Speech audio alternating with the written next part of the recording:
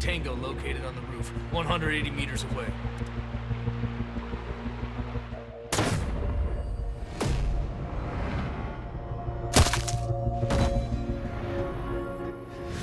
Tango down.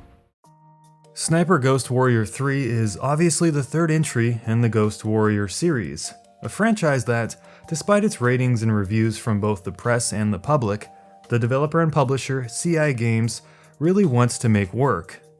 Ghost Warrior 1 was actually pretty horribly received when it launched in 2010, both in terms of the press and the public reception. The average press score was around a 4.5, and a little higher at around 5-ish for users. Steam players smashed the game even harder. But then the sequel came out in 2013, much to the same equation, although it was received better than the prior game, but only on Steam. Both games were kind of linear shooters. The gameplay was decent, but the consensus was that they were pretty low budget, bog standard, cookie cutter games with poor performance and bugs up the wazoo. Now, CI Games does claim that the games have sold 5.5 million copies together, which honestly sounds really strange, although I guess we have to take their word for it.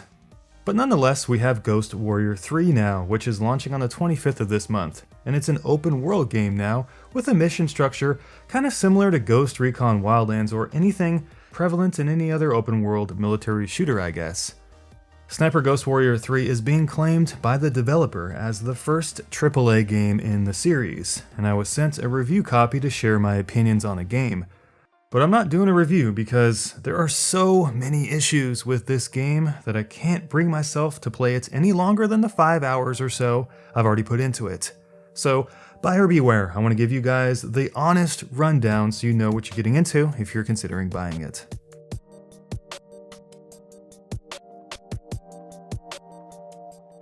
Alright, let's get the elephant out of the room right away. This game runs like dog poo-poo, and it has tons of graphical and performance issues.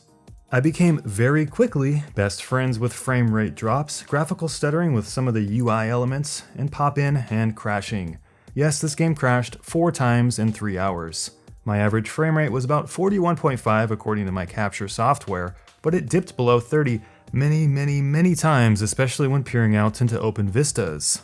I assume this is due to the fact that the draw distances in this game are pretty good. However, I was shocked at the frame rate drops because there's really not a lot of detail in the vistas, especially compared to a game like, Far Cry 4 or even Ghost Recon Wildlands. And how about fighting invisible enemies? We're gonna take them by surprise. I'll take that fucker at the edge and you focus on the one by the fire. Let's go.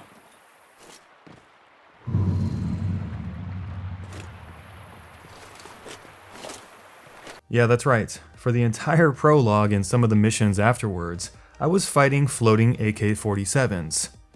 It was really funny because at one point you have to control this drone to tag enemies, which is boring and unimaginative in itself, and there I was, leaning into my monitor like a cave troll trying to put tags onto floating guns, failing and then having to restart many times because I just couldn't see them, which was a complete waste of my fucking time. But that's to say nothing of the actual graphics in this game, which are pretty much last gen, to say frankly. It's one of those brown, gray, and army green games. You'll be seeing a lot of mud, a lot of green, a lot of pine trees and mountain vistas reminiscent of the European Alps, which we've seen many, countless times in other games. There is some rain and snow here and there, but overall a very brown, European-style military shooter.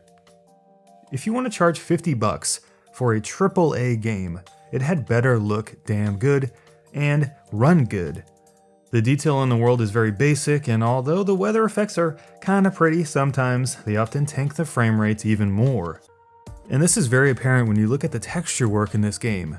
The leaves, they look like they could be rendered for a Nintendo 64 game, and the character models and the faces are really bad too. Just overall, a very subpar looking game with tons of graphical issues, frame rate problems, glitching, and crashes. Now let's move on to the story, which is very off-putting and forced from the start. You play as a soldier that, honestly, I couldn't even tell you his name, and the prologue starts with you and his brother talking about your family, the war, and how fist fighting will make your mother very angry. Are fist fights part of your training program now? You should have seen the other guy. This type of writing is repeated throughout the game, characters really have no sense of depth, and they're so unlikable too that you'll just want to skip all of it from the get-go. After the prologue, you're dropped off in a jeep, where you drive to your safe house, and are then forced to interact with every single item in the place before you can move on and start the actual game. So we do all this tedious hand-holding crap, and then finally the game actually starts. So the story plays out in chapters, much as you would expect. You can do those missions, or you can go cruise the countryside and kind of do whatever you want, it's up to you. So you do some missions, you progress through the story that you probably don't really care about, you control a drone to tag enemies and kill bad guys, complete those missions by taking them all out or collecting some sort of intel, head back to your hideout, upgrade your weapons and equipment, go back out and do more missions. How many times have we done this before? With the same guns, doing the same mission structure with the same lame-ass story. But I do want to give props where the game does deserve it. The gunplay is competent, I would say. It's fun-ish, but we've seen it before in, I don't know, dozens of other games. And the open world traversal tools are pretty well fleshed out. You can rappel, you can climb, and you can shuffle around ledges, which is pretty handy to get to those sniper nests. But the thing that really kills the game for me is that there is no FOV slider as far as I can tell. Sniper Ghost Warrior 3 made me sick half the time because I like a nice wide field of vision. So if you're a stickler for FOV like I am and you get sick when you can't adjust the settings of games, make sure to stay away from this one. So yeah, to sum it all up, this is kind of just another bog standard game asking almost full $60 AAA price for it. You make up your own mind, but this is my experience with Sniper Ghost Warrior 3. Thanks for watching, guys. If you enjoyed this video, by all means hit the thumbs up button and subscribe here for more of our future content.